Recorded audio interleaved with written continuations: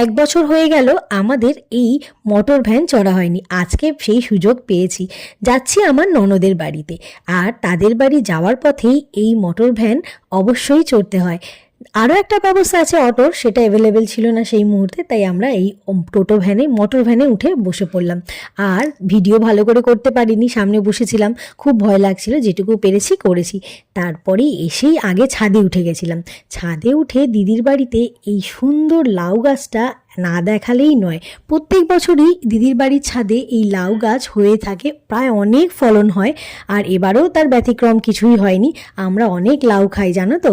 যাই হোক, উপরের ছাদ ঘুরে এসে লাঞ্চে বসে পড়েছি। আর দিদিভাই আমাকে লাঞ্চের থালি রেডি করতে বলে আমাকে দিয়েছে দায়িত্ব। আমি দেখো কি বানিয়েছি, আমি পুরো ফানি ফেসের কার্টুন মার্কা ভাতের থালি বানিয়েছি। যেহেতু ওরা দুজন ছোট, দেখে খুব খুশি হয়েছে। দেখো তো আমার থালিটা কেমন হয়েছে।